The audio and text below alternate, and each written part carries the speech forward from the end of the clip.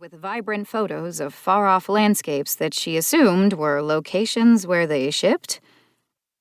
"This whole thing will go more smoothly if you don't sleep with our new actuary." "Or will it?" Evangeline still couldn't see them, but she could swear he'd just waggled his eyebrows. "Don't you want us to get a glowing report? My, personal involvement could guarantee it." "Your personal involvement's already wasted 10 minutes of my day," the original speaker said flatly. "We're a shipping company, not a sit-on-your-ass-and-talk company. They call those consultants. And I'd rather impale myself on a dagger than run herd over a bunch of those." Yikes. Harsh. Plus, the dagger comment was oddly specific for a human. But Eva got it. She'd rather impale herself on a flaming dagger than work for men who thought physical appearance had anything to do with her actuarial skills. Good thing these were simply clients. "This is business, Gideon." A hand slapped against probably a table. "Not fun and games. That's the problem with you, Reese. You don't get that you can do business and have fun." Ew. This Gideon guy was definitely a player. The other two at least sounded annoyed by his antics. Kudos to them. Eva peeked at the nearest row of cubicles. Their inhabitants were close enough to overhear, just like her. Nobody was reacting, which meant this braggadocio was no doubt Gideon's usual MO.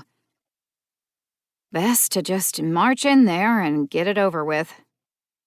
Eva tugged at her recalcitrant beige skirt.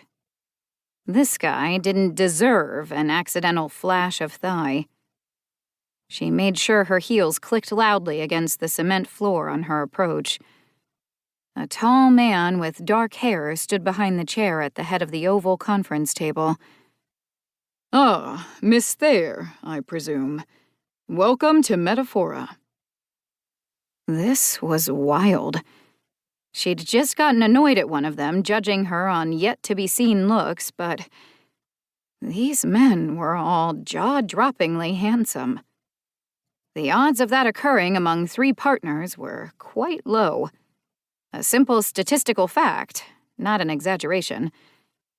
Lean and striking, she'd peg the speaker as the leader. Over at the window stood another dark-haired man. This one was more muscled, but just as tall, swarthy, and drool-worthy.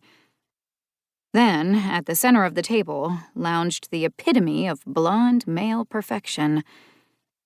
High cheekbones, a ruthlessly tailored white shirt that did nothing to hide the definition of his pecs.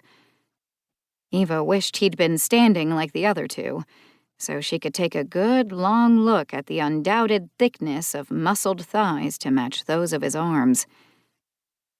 What was she doing? She was here to work, not ogle. Not that she fully blamed herself.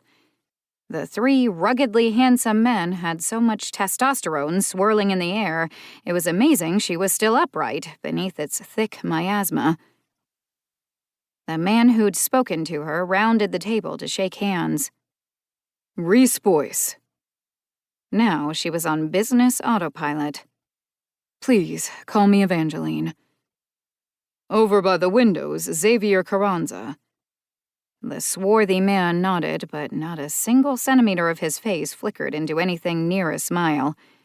It was fine. Eva didn't need the pretense. "And that's my other partner, Gideon Durand."